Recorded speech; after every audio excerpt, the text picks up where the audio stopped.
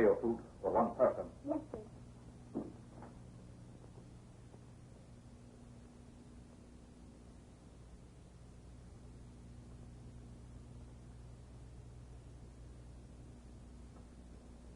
Miss Rokoff.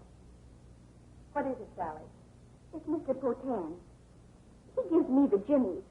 For every time he just looks at me, I get goose pimply all over. I'm scared of him. I know just how you feel. Oh, I'm not worried about myself, but I don't like the way he looks at you. Don't you worry about me. And you're quite safe. Yes, ma'am.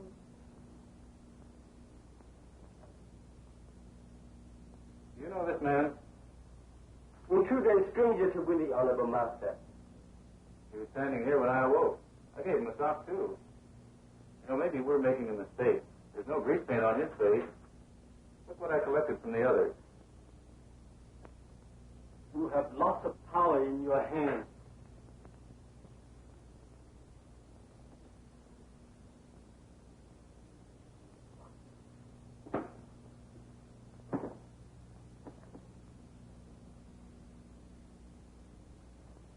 Grogan, get that food from Sally and take it to the biting girl. And watch out that your weakness for a fair sex doesn't loosen your tongue.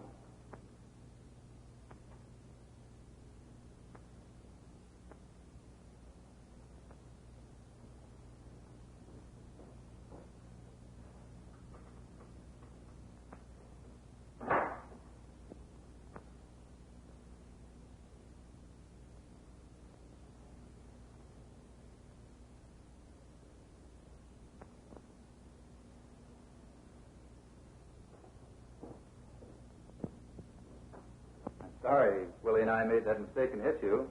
If I had known you were a detective, it wouldn't have happened. When the pain is gone, the blow is forgotten. Goodbye. Goodbye, Mr. Warren.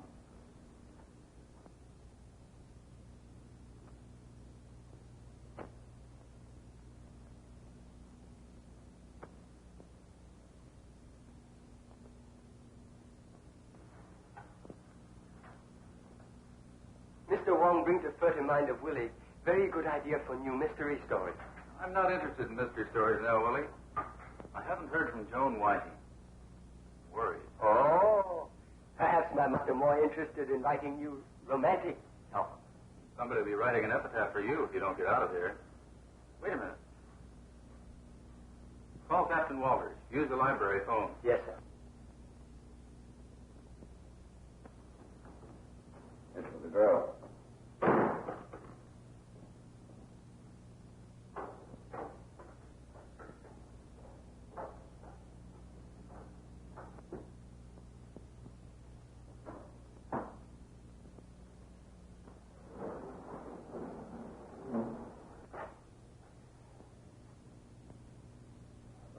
Nice to eat. When do I get out of here?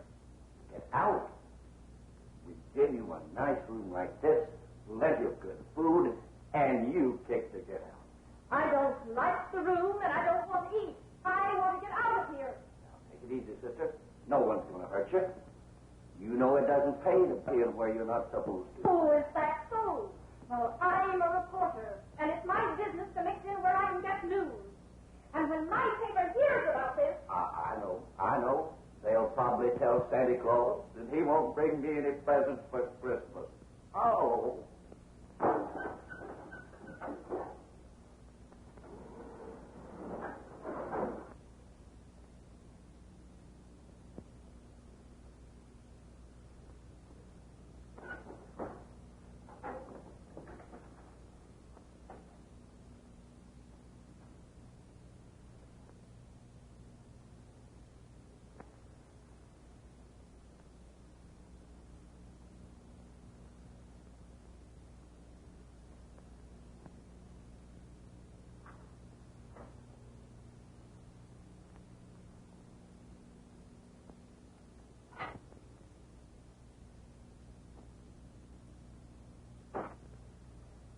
Andrews, where is Joan Whiting?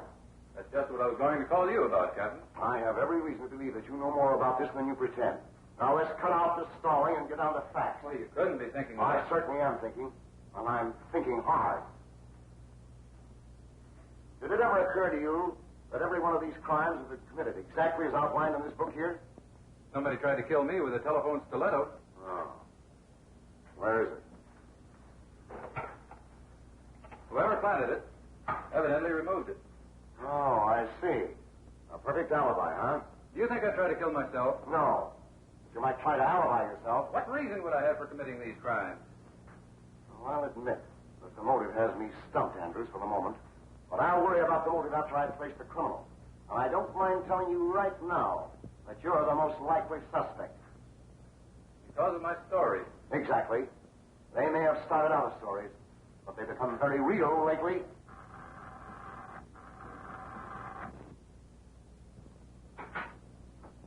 I'm from the telephone company.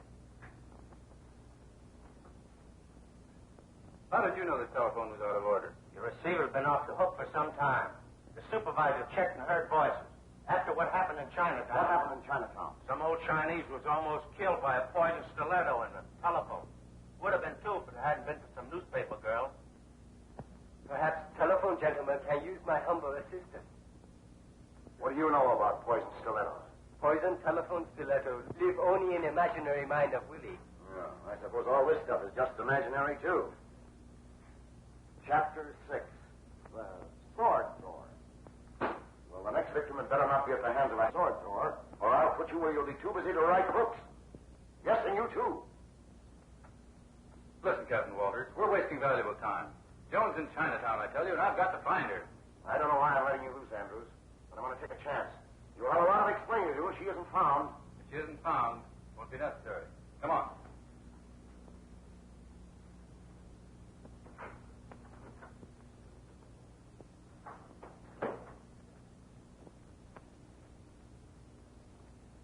Grogan.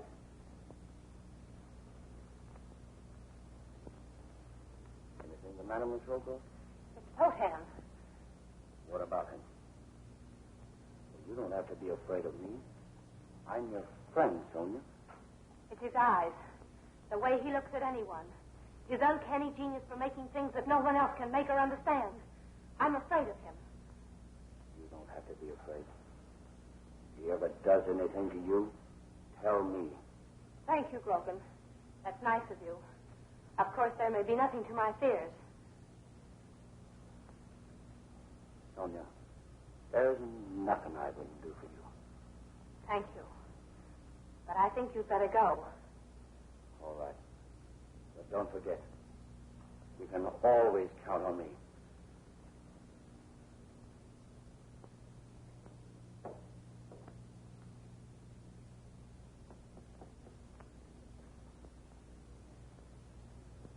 Come in, Victor. I want to talk to you. Yes? We've started something that's going to be difficult to finish. I want to quit, Victor, before we become too deeply involved. You have come to the decision a little too late, Sonya. But I can't stay. We are too deeply involved to quit. No, my dear. Let us not speak about quitting now.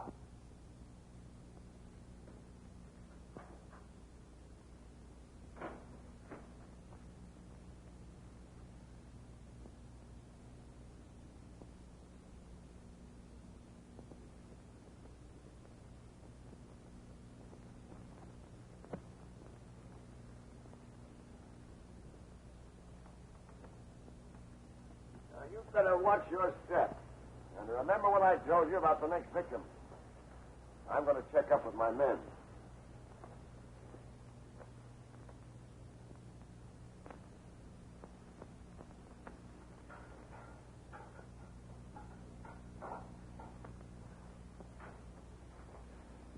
Who are you? What are you holding me here for? You tell whoever sent you that if I'm not out of here in 5 minutes, the police will turn Chinatown inside out.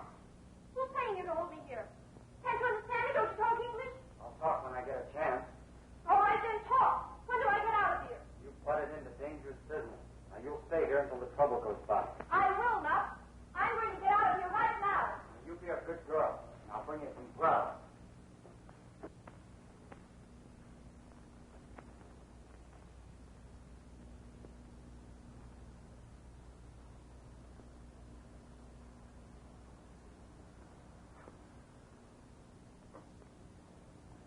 I think it best that we resume our operations elsewhere. After all, there are other Chinatowns. Los Angeles, for instance. I haven't completed my work here. Your work isn't necessary to our purpose. White trade in Chinatown has been totally suspended. Our stores have increased their sales. I'm afraid you're letting your personal feelings interfere. What do you mean by that? Martin Andrews. That isn't true, Victor. Your mind is so set on revenge that it's become an obsession with you. And why shouldn't it be? You and I have every cause to want revenge. Why shouldn't you feel as I do? Haven't you suffered as I have? Perhaps. But my primary motive was a business one. I wanted to increase our sales. I've done this in San Francisco, and now it is necessary to move on. It is only your personal feelings that keep you from leaving. You understood my personal feelings when you enlisted my aid. I'm sure that they will remain the same in other locations. Leaving San Francisco will give you the opportunity of continuing with your experiments and be of great benefit to my employers. You have given me something to think about.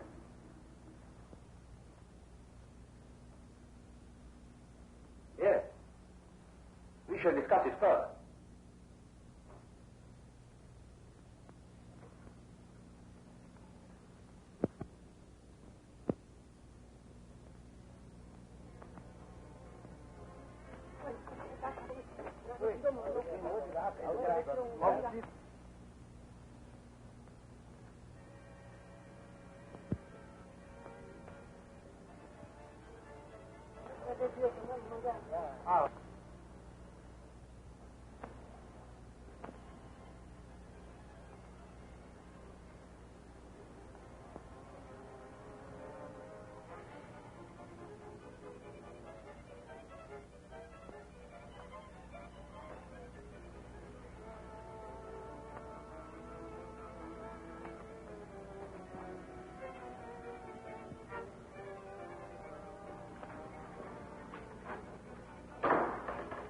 Take this food up to her.